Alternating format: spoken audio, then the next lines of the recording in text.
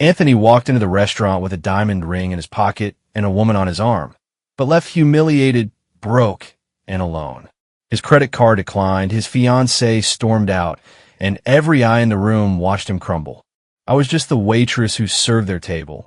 But when I paid his bill and offered him a ride, I never imagined I was stepping into a love story that would change both of our lives forever. Because sometimes the richest love is found in the poorest of moments. Hi, and welcome to my channel. If you're seeing my video for the first time, kindly subscribe to my channel, and if you're a returning subscriber, thanks for your support. The evening rush at La Belle Vie was always a spectacle. Chandeliers glimmered overhead. The scent of truffle oil drifted from the kitchen, and the well-heeled clientele sipped vintage wines with the nonchalance of the wealthy. Chantel glided between tables in her uniform. White shirt crisp, black apron spotless, smile rehearsed but warm. She was used to the glamour. What she wasn't used to was what happened that night. Table 9 was a couple, a stunning woman with designer everything and a man with kind eyes hidden behind a weary expression. Chantel approached with the usual line. "Welcome to La Belle Vie. May I take your order?" The woman, Bridget, ordered confidently and extravagantly. Appetizers, entrees, 2 bottles of wine. The man, Anthony, quietly nodded in agreement but barely touched his drink. By dessert, Bridget was fidgeting with her phone while Anthony kept glancing out the window. When the bill came, he handed over a black credit card without a word. Chantel returned a moment later, gently clearing her throat. "I'm sorry, sir. The card was declined." Bridget's eyes shot daggers at Anthony. "What did she just say?" Anthony looked stunned. "There must be a mistake. Try it again, please." Chantel did. The same result.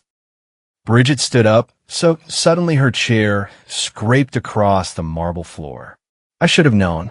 The signs were all there. You've lost it all, haven't you?" "Bridget, please."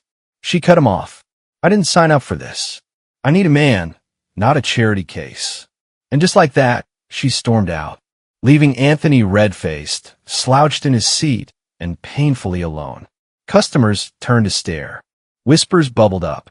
Chantel stepped forward, lowering her voice. "It's $274.65. Anthony looked at her with shame that clung to his shoulders like a winter coat. I don't have it." Chantel could have called the manager, could have demanded a solution. Instead, something in his eyes stopped her. "I'll pay it," she said quietly. Anthony looked up, stunned. "Why would you do that?" "Because I've seen worse days myself, and no one should be humiliated like this." After paying the bill, Chantel found him waiting outside in the cold. "Where are you headed?" she asked. He chuckled bitterly. "Anywhere I can walk. I can't afford a cab, and my car was repossessed last week." Chantel hesitated, then made a decision that would change her life. "I'll give you a ride. Come on." He followed her to her old Honda, grateful and silent. On the way, she asked, "So, what's your story?" He told her everything. His name was Anthony Cortez. A year ago, he ran a successful real estate company. Then came the economic crash, a lawsuit from a failed investment, and betrayal by a partner. Bankruptcy followed. Everything gone. Everything, including Bridget's love. They sat in her driveway under the glow of a streetlight. "Do you have anywhere to go?" she asked. He shook his head. "You can crash at my place. Just the couch. Don't get any ideas." He smiled, his first real smile of the night. "I wouldn't dare." That night, as Anthony lay on a borrowed couch with a blanket Chantel had folded for him, he stared at the ceiling, the scent of vanilla candles in the air. He had nothing. And yet, he had never felt such strange hope. And for Chantel, a woman who had trusted no one since her mother's death and her father's disappearance from her life, letting a stranger into her home was her act of faith. They didn't know it yet, but that night was the beginning of something neither of them could have planned. Something worth more than a platinum credit card. By morning, Anthony was awake before Chantel, sitting upright on the couch with a blanket draped around his shoulders. He looked out of place in her modest living room. Designer watch still strapped to his wrist, but his eyes hollow and uncertain. Chantel entered the room, hair tied in a messy bun, wearing her faded pajamas and holding 2 mugs of coffee. She handed him one. "I don't usually let strangers sleep on my couch, just so you know." He smirked, accepting the mug. "I don't usually lose everything I own and crash in a waitress's apartment either." They laughed. It broke the tension. Over the next few days, Chantel kept on work while Anthony stayed in, helping around the house. He cleaned, cooked, and even fixed her leaky bathroom faucet, using the few skills he picked up in his real estate days. He looked for jobs too, though the offers were scarce and humiliating. No one wanted a bankrupt businessman with a reputation. Chantel noticed the way people treated her differently when she brought up Anthony. Her coworkers whispered, "You let him stay with you? He probably played you." Men like that don't change. Even her best friend, Dina, cornered her in the break room. "Girl, he's trouble.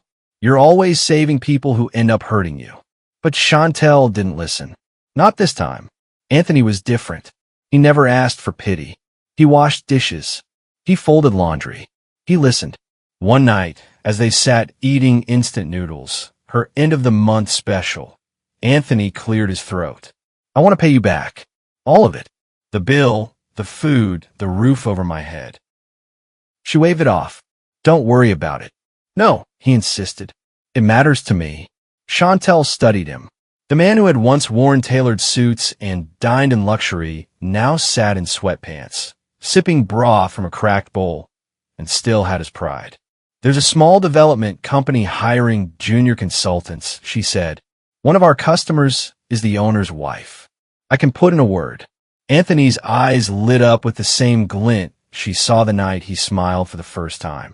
"You do that?" She shrugged, sipping her tea. "Why not?" 2 weeks later, he got the job. It wasn't glamorous. The pay was humble. But Anthony took it with both hands and showed up early, left late, and worked like he was building his life back brick by brick. Chantel saw the shift in him, the spark returning, the confidence rebuilding. They started sharing dinners, talking longer, watching old movies under the same blanket. They weren't together, not officially, but the air between them was changing. Then Bridget came back. It was a Sunday afternoon. Chantel had just returned from the grocery store, bags in hand, when she saw a sleek silver BMW parked outside. And there she stood, heels, perfect makeup, and an icy stare. "Bridget." She brushed past Chantel like she was invisible. "Anthony," she called out, stepping into the apartment as if she owned it. Anthony came out of the kitchen, surprised and cautious. "Bridget, I made a mistake," she said, voice trembling. "I thought I wanted someone established, but I realized I wanted you. You've always been the good one." Anthony stood frozen. Bridget walked up and gently touched his chest. "Come back. Let's start over. I'll help you rebuild." Chantel didn't speak. She just watched. Anthony took a step back. "I appreciate you coming here, but I'm not the same man I was." Bridget blinked. "You're rejecting me? I lost everything. But this woman," he turned to Chantel, "saw me when I had nothing. She didn't want my success. Just me." Bridget scoffed, spun on her heel, and stormed out. Again, Chantel stood stunned. Anthony walked over and picked up a fallen apple from one of her grocery bags. "Well," he said, "that was dramatic. You just turned down the girl who once had your heart."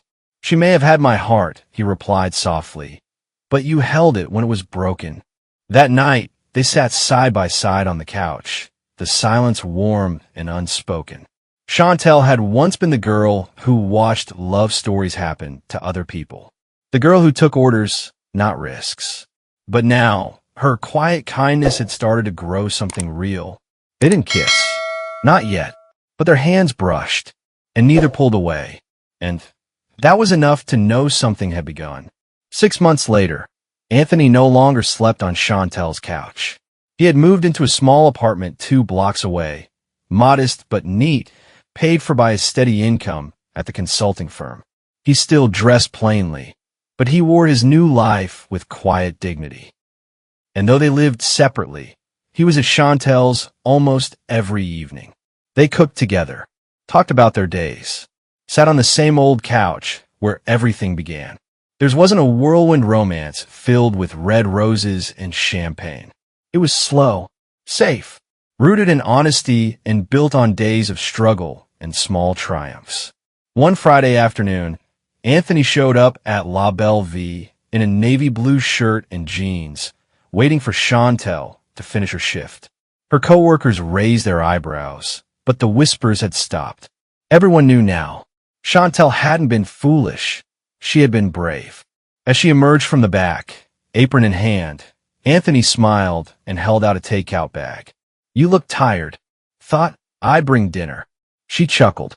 "If that's from Tony's Grill, you just won my heart all over again." They sat on a park bench, eating from paper boxes, watching kids run through the water fountains. The summer breeze felt like a page turned in a new chapter. "You ever think about what would have happened if your card hadn't been declined that night?" she asked. He nodded. "I'd still be living a lie with someone who loved my wallet, not my soul." "And me?" He turned to her, eyes serious. "You'd still be in that restaurant, saving people like me without anyone noticing how special you are." She looked away, flustered. "I lost everything," he continued, "and found something better." Then came the night of the gala. Anthony's company hosted a formal event celebrating employees who helped rebuild after the downer.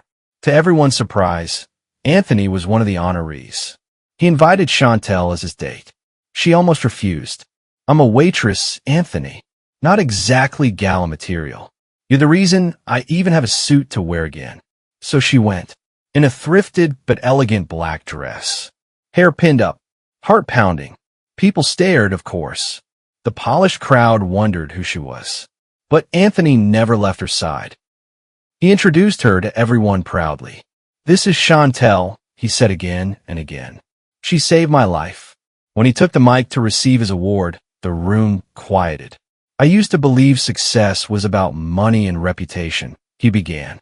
"But when I lost everything, I met a woman who gave me something more valuable than all of that. Dignity, kindness, and love with no strings attached." He paused, eyes locking with Chantel's. "Most people would have judged me. She offered me dinner, and a couch, and a second chance. I stand here because of her. This isn't just my award. It's ours." The room clapped. Some teared up, but for Chantel, all she heard was the sound of a truth finally spoken out loud. Outside, under the night sky, she whispered, "Thank you." Anthony took her hand. "You changed my story." And then he kissed her, soft and slow. No performance, no crowd, just the quiet celebration of something real. Epilogue, a lesson for us all. Their story spread beyond their circle. The restaurant staff who once mocked Chantel now admired her. Customers asked about her with new respect. Even Bridget, who saw Anthony's name in a business magazine months later, sent a short message. "I was wrong. You deserve better. You found it." And for the public, their love became a symbol. That wealth is fragile. Love is not. That kindness doesn't make you weak. It makes you unforgettable. That judging people by their bank account, their clothes, or their worst day is a fool's game. Anthony and Chantel never chased a fairy tale. They built something better. Trust, friendship, sacrifice, and the type of love that grows quietly like roots under the soil. Unseen, but unshakable. Chantel once served tables in a restaurant filled with people who never saw her. Now, she was the woman everyone looked up to, and Anthony, the man who once had everything and then nothing, discovered that when the world takes it all away, sometimes it's only then you find what truly matters. I hope you learned something new today. Subscribe, like, and hit on notifications for more interesting stories like this.